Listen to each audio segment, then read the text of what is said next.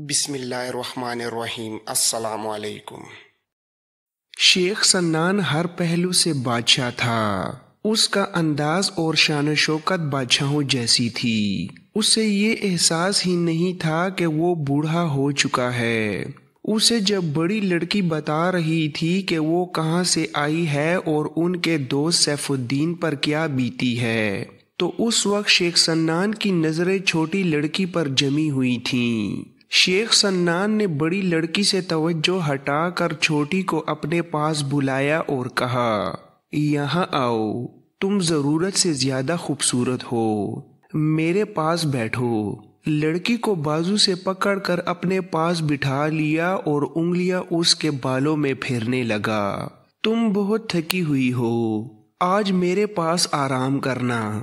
اس لڑکی نے شیخ سنان کو پہلی بار دیکھا تھا۔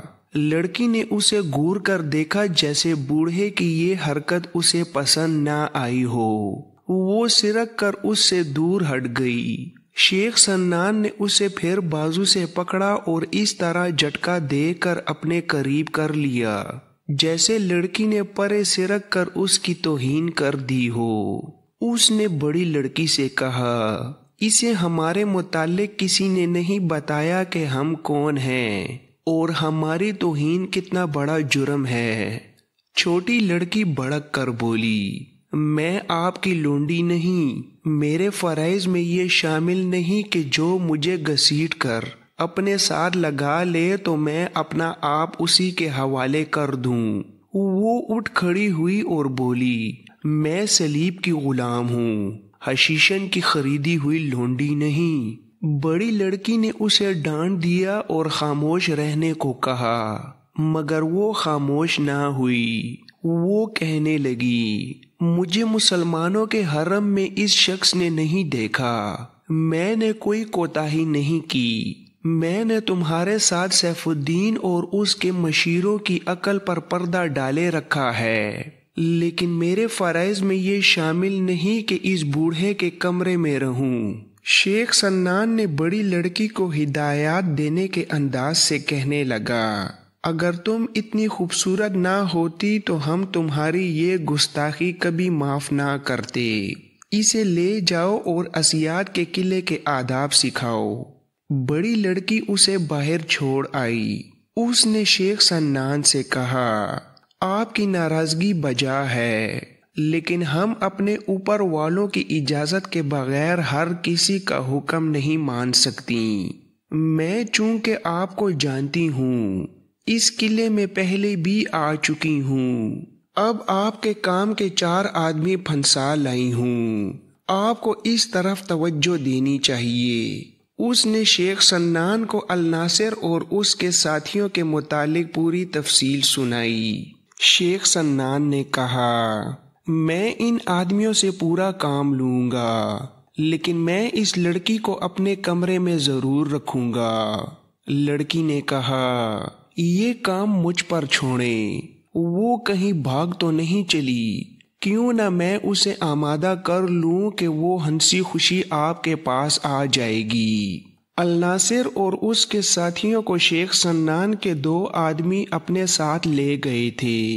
وہ بے شک نشے میں تھے لیکن ساری رات پیدل چلتے رہے تھے۔ انہیں ایک کمرے میں لے گئے، وہ پلنگوں پر گرے اور سو گئے۔ ادھر لڑکیاں بھی رات بھر کی جاگی ہوئی تھیں، وہ بھی اس کے کمرے میں جا کر سو گئیں جو انہیں دیا گیا تھا۔ دوپہر کے بعد الناصر کی آنکھ کھلی، اس نے ادھر ادھر دیکھا، اس کے ساتھی سوئے ہوئے تھے۔ اس نے گرد و پیش کو پہچاننے کی کوشش کی۔ یہ ایک کمرہ تھا، اس میں پلنگ تھے اور پلنگوں پر اس کے 3 ساتھی گہری نیند سوئے ہوئے تھے۔ اسے سبزہ زار پھولوں والے پودے، رنگ برنگے پرندے اور مخمل کی طرح کی گھاس اور لڑکیاں یاد آئیں۔ صحرا اور صحرا کا بے رحم سفر یاد آیا۔ اسے وہ خواب سمجھنے لگا۔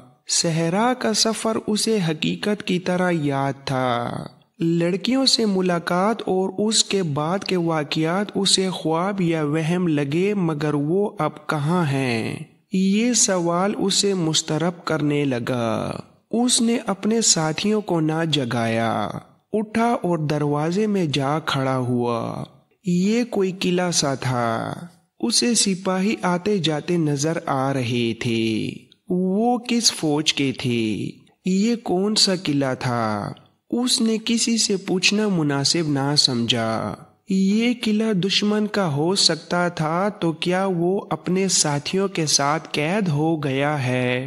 لیکن یہ کمرہ قید خانے کا نہیں تھا، وہ جاسوس اور چھاپا مار تھا۔ اس نے کسی سے پوچھے بغیر یہ مہمہ اپنے عقل سے حل کرنے کا ارادہ کیا۔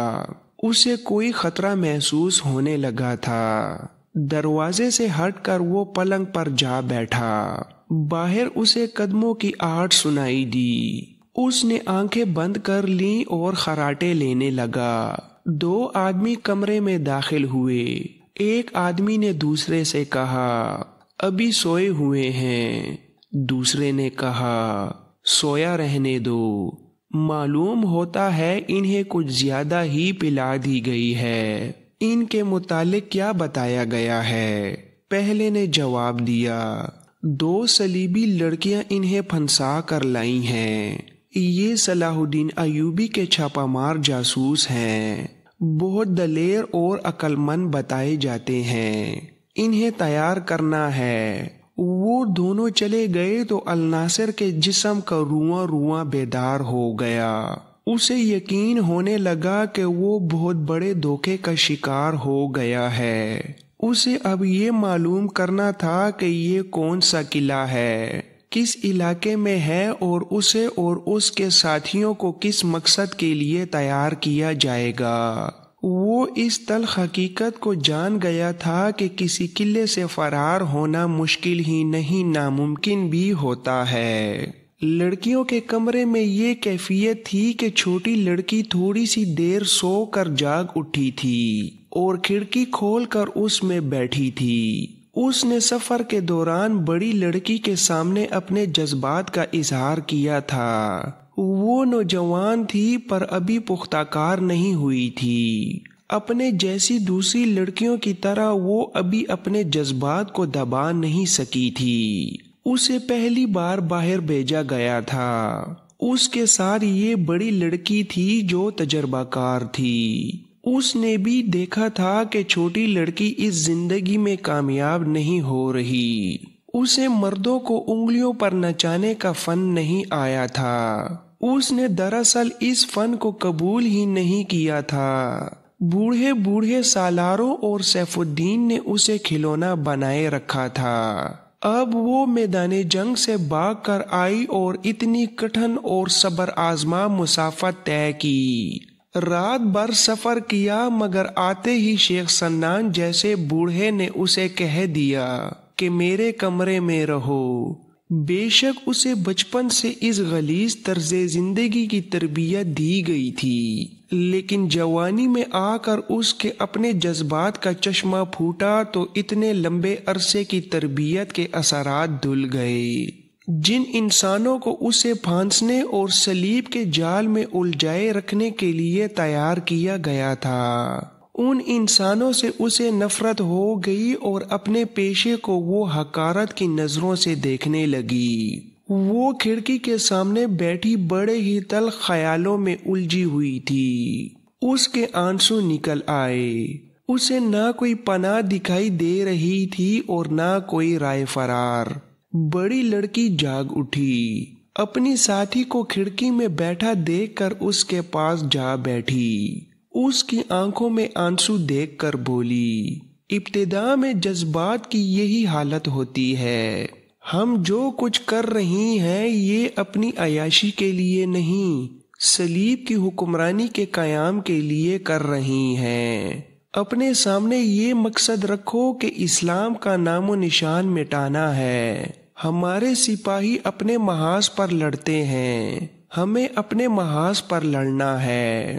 اپنے ذہن کو وسعت دو، اپنے جسم سے دستبردار ہو جاؤ، تمہاری روح پاک ہے۔ چھوٹی لڑکی نے پوچھا، مسلمان اپنی لڑکیوں کو اس طرح استعمال کیوں نہیں کرتے جس طرح ہمیں کیا جا رہا ہے؟ ہمارے بادشاہ اور ان کی فوجیں مسلمانوں کی طرح کیوں نہیں لڑتی؟ چوروں کی طرح مسلمانوں کو قتل کیوں کرایا جاتا ہے؟ صلاح الدین ایوبی کے ان 4 چھاپہ ماروں کی طرح صلیب کی فوج کیوں ایسے چھاپہ مار تیار نہیں کرتی؟ صرف اس لیے کہ ہماری قوم میں بزدلی ہے۔ چوری چھپے وار کرنے والے بزدل ہوا کرتے ہیں۔ بڑی لڑکی سٹپٹا اٹھی اور بولی، ایسی باتیں کسی اور کے سامنے نہ کر بیٹھنا ورنہ قتل ہو جاؤ گی۔ اس وقت ہم شیخ سنان کے پاس ہیں، اس سے ہمیں بہت بڑا کام لینا ہے، اسے ناراض نہ کرو۔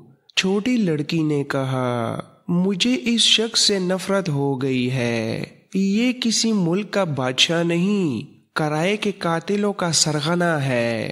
میں اسے اس قابل نہیں سمجھتی کہ میرے جسم کو ہاتھ بھی لگائے۔ بڑی لڑکی نے اسے بہت دیر کی بحث کے بعد اس پر آمادہ کر لیا کہ وہ شیخ سنان کے ساتھ اچھی طرح باتیں کرے۔ اس نے چھوٹی کو یقین دلایا کہ وہ شیخ کو اس کا لالچ اور وعدہ دیے رکھے گی۔ اس نے چھوٹی لڑکی سے کہا، تم نے میرے کمالات دیکھے نہیں، میں ان بادشاہوں کو مٹھی میں لے کر انہیں گمراہ کرنا جانتی ہوں، شیخ سنان کو تو میں کچھ بھی نہیں سمجھتی۔ چھوٹی لڑکی نے پوچھا، کیا تم ایسی صورت پیدا کر سکتی ہو کہ ہم یہاں سے جلدی نکل جائیں؟ بڑی لڑکی نے جواب دیا، کوشش کروں گی، پہلے تو اپنے متعلق یہ اطلاع بھجوانی ہے کہ ہم یہاں ہیں۔ اتنے میں 2 آدمی کمرے میں آئے۔ انہوں نے لڑکیوں سے ان 4 آدمیوں کے متعلق پوچھا۔ بڑی لڑکی نے انہیں بتایا کہ وہ کون ہے اور انہیں کس طرح اور کیوں لایا گیا ہے۔ بڑی لڑکی نے پوچھا، وہ کس حال میں ہے؟ ایک آدمی نے جواب دیا، ابھی سوئے ہوئے ہیں۔ چھوٹی لڑکی نے پوچھا، انہیں قید میں ڈال دو گے؟ اس آدمی نے جواب دیا، قید میں ڈالنے کی کوئی ضرورت نہیں، یہاں سے بھاگ کر کہاں جائیں گے؟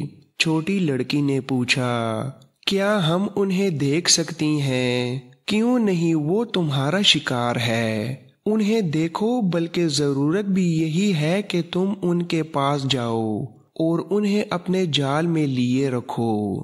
کچھ دیر بعد چھوٹی لڑکی بڑی کے روکنے کے باوجود اس کمرے میں چلی گئی جہاں الناصر اور اس کے ساتھی سوئے ہوئے تھے۔ الناصر دراصل جاگ رہا تھا۔ چھوٹی لڑکی کو دیکھ کر وہ اٹھ بیٹھا اور پوچھا، مجھے جو کچھ کرنا ہوگا وہ کر کے دکھاؤں گا۔ لڑکی اس کے قریب آئی اور دھیمی آواز میں بولی، میں جن نہیں انسان ہوں، مجھ پر بھروسہ کرو۔ الناصر نے اسے قہر بھری نظروں سے دیکھا اور لڑکی اس کے ساتھ پلنگ پر بیٹھ گئی۔ عرب کا یہ خوبرو جوان سلطان صلاح الدین ایوبی کے ان چھاپہ ماروں میں سے تھا جو موت کی آنکھوں میں آنکھیں ڈال کر دیکھا کرتے تھے۔ صلیبیوں کا یہ کہنا تھا کہ سلطان ایوبی کے چھاپہ ماروں سے موت بھی ڈرتی ہے۔ صحراؤں کی صحبتوں، دریاؤں کی تندی اور سنگلاخ دیواروں کو خاطر میں نہ لانے والے یہ جان باز آگ میں بھی کود جایا کرتے تھے۔ یہ حقیقت ہے کہ دشمن کی رسد وغیرہ کو آگ لگا کر ان میں سے بعض شعلوں کی لپیٹ میں آ کر زندہ جل جایا کرتے تھے، مگر جنات اور بھوت پریت ایسی مخلوق تھی جس سے یہ سرفروش ڈر جایا کرتے تھے۔ ان میں سے کسی نے کبھی جن اور بھوت نہیں دیکھے تھے، صرف کہانیاں اور روایتیں سنی تھیں جنہیں وہ 100% سچ مانتے تھے اور دل پر جنات کا خوف طاری کیے رکھتے تھے۔ اگر الناصر قلعہ اسیاد تک اپنی مرضی اور ہوش میں سفر کرتا تو وہ اتنا ڈرا ہوا نہ ہوتا۔ اگر اسے قیدی بنا کر لایا جاتا تو بھی وہ نہ ڈر رہتا اور فرار کی ترکیبیں سوچتا۔ لیکن اسے حشیش کے نشے میں اور اس کے ذہن میں غیر حقیقی تصورات ڈال کر لایا گیا تھا۔ اب نشہ اتر چکا تھا۔ اس نشے میں وہ سبززار اور باغات میں سے گزر کر آیا تھا۔ اسے یاد آنے لگا کہ زمین کے اس خطے میں کہیں کہیں سبزہ ہو سکتا ہے، میلوں وسیع علاقہ ایسا جنت نما نہیں ہو سکتا۔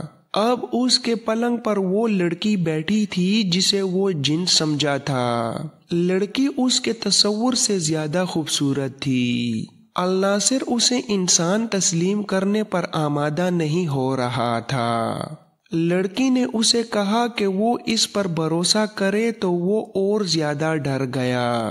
اس نے یہ بھی سن رکھا تھا کہ جنات بڑے دلکش دھوکے دے کر مارا کرتے ہیں۔ اسے یہ قلعہ جنات یا بدروحوں کا مسکن معلوم ہونے لگا۔ اس کے ساتھی ابھی گہری نیند سوئے ہوئے تھے۔ اس نے دل کو حوصلہ دے کر لڑکی سے پوچھا، میں تم پر کیوں بھروسہ کروں؟ تم مجھ پر اتنی مہربان کیوں ہو گئی ہو؟ ہمیں یہاں کیوں لے آئی ہو؟ یہ جگہ کیا ہے؟ لڑکی نے جواب دیا، اگر تم مجھ پر بھروسہ نہیں کرو گے تو تمہارا انجام بہت برا ہوگا۔ تم بھول جاؤ گے کہ تم کون تھے۔ تمہارے ہاتھ تمہارے اپنے بھائیوں کے خون سے رنگے ہوئے ہوں گے اور تم اس خون کو پھول سمجھ کر خوش ہوگے۔ میں ابھی تمہیں اس سوال کا جواب نہیں دے سکتی کہ میں تم پر اتنی مہربان کیوں ہو گئی ہوں۔ یہ جگہ ایک قلعہ ہے جس کا نام اسیات ہے۔ یہ فدائیوں کا قلعہ ہے اور یہاں فدائیوں کا پیغمبر شیخ سنان رہتا ہے۔ فدائیوں کو تم جانتے ہو؟ الناصر نے جواب دیا، ہاں جانتا ہوں، بہت اچھی طرح جانتا ہوں، اور اب یہ بھی جان گیا ہوں کہ تم کون ہو۔ تم بھی فدائی ہو۔ میں جانتا ہوں کہ فدائیوں کے پاس تم جیسی خوبصورت لڑکیاں ہوتی ہیں۔ لڑکی نے جواب دیا، میرا ان لوگوں کے ساتھ کوئی تعلق نہیں، میرا نام لیزا ہے۔ تمہارے ساتھ ایک اور لڑکی تھی، اس کا نام تھریسیا ہے، وہ یہی ہے۔ تمہیں یہاں تک حشیش کے نشے میں لایا گیا ہے۔ وہ اس سے زیادہ نہ بول سکی کیونکہ کمرے کے دروازے میں اچانک تھریسیا آن کھڑی ہوئی تھی۔ تھریسیا نے لیزا کو سر کے اشارے سے باہر بلایا۔ لیزا باہر نکل گئی۔ تھریسیا نے پوچھا، یہاں کیا کر رہی ہو؟ اس شخص کے اتنے قریب بیٹھ کر تمہیں خیال نہ آیا کہ مسلمان قابل نفرت ہوتے ہیں؟ کیا تم غداری کے جرم کا ارتکاب کرنا چاہتی ہو؟ لیزا کا ذہن خالی ہو گیا۔ اس کی زبان پر کوئی جواب نہ آیا۔ وہ جذباتی لحاظ سے اپنے پیشے یعنی مسلمان امراء کی کردار کشی سے متنفر ہو گئی تھی۔ یہ نفرت اس حد تک پہنچ گئی تھی جہاں انسان اپنے رد عمل میں بے قابو ہو جاتا ہے اور وہ انتقام کی راہ اختیار کر لیتا ہے یا فرار کی۔ تھریسیا نے اسے کہا، میں بھی جوان لڑکی ہوں، مجھے بھی یہ مسلمان چھاپا مار جس کا نام الناصر ہے اچھا لگتا ہے۔ یہ دلکش جوان ہے۔ اگر تم یہ کہو کہ یہ تمہارے دل میں اتر گیا ہے تو میں حیران نہیں ہوں گی۔ مجھے یہ احساس بھی ہے کہ تمہارے دل میں ان بوڑھے مسلمان امراء اور ان کے سالاروں کے خلاف نفرت بھر گئی ہے جن کے ہاتھوں میں تم کھلونا بنی رہی ہو۔ مگر اپنے فرائض کو سامنے رکھو، صلیب کی عظمت کو سامنے رکھو۔ یہ مسلمان تمہارے دشمن ہیں۔ لیزا نے پریشان لہجے میں کہا، نہیں تھریسیا، مجھے اس کے ساتھ وہ دلچسپی نہیں جو تم سمجھ رہی ہو۔ پھر اس کے پاس کیوں آ بیٹھی تھی؟ لیزا نے اکتائے ہوئے لہجے میں جواب دیا، میں اچھی طرح بیان نہیں کر سکتی۔ معلوم نہیں ذہن میں کیا آیا تھا کہ میں اس کے پاس آ بیٹھی۔ اس کے ساتھ کیا باتیں ہوئی ہیں؟ کوئی خاص بات نہیں ہوئی۔ تم اپنے فرض میں کوتاہی کر رہی ہو۔ یہ غداری بھی ہے جس کی سزا موت ہے۔ لیکن سن لو تھریسیا، میں اس بوڑھے شیخ سنان کے پاس اکیلی نہیں جاؤں گی۔ اگر اس نے زبردستی کی تو اسے یا اپنے آپ کو ختم کر لوں گی۔ تھریسیا تو پتھر بن چکی تھی۔ وہ خوبصورت پتھر تھی جس کا رنگ اور چمک ہر کسی کے دل کو بھاتی ہے اور جسے ہر کوئی اپنی ملکیت میں رکھنا چاہتا ہے، لیکن پتھر کی اپنی کوئی پسند یا ناپسند نہیں ہوتی۔ لیزا بھی اس مقام سے بہت دور تھی جہاں عورت اپنے جذبات اور اپنی محبت اور نفرت سے دستبردار ہو جایا کرتی ہے۔ تھریسیا نے اسے کہا، مجھے بالکل اندازہ نہیں تھا کہ تم اتنی زیادہ جذباتی ہو جاؤ گی، ورنہ ہم یہاں نہ آتی، مگر یہی ایک قلعہ تھا جو قریب تھا۔ تریپولی تک ہمارا پہنچنا ممکن نہیں تھا۔ میں نے تم سے وعدہ کیا ہے کہ شیخ سنان سے تمہیں بچانے کی پوری کوشش کروں گی اور یہاں سے جلدی نکلنے کی بھی کوئی صورت پیدا کر لوں گی۔ تم اپنے قیدی میں اتنی دلچسپی کا مظاہرہ نہ کرو۔ سچ بتا دوں تھریسیا، میں ان چھاپا ماروں کو یہاں سے فرار کے لیے استعمال کرنا چاہتی ہوں۔ یہ چھاپا مار ہیں جن کی بہادری کی میں نے حیران کن کہانیاں سن رکھی ہیں۔ انہیں اگر ذرا سا بھی موقع فراہم کیا گیا تو یہ فرار ہو جائیں گے اور مجھے اور تمہیں بھی ساتھ لے جائیں گے، اور اس کے سوا اور کوئی طریقہ نہیں۔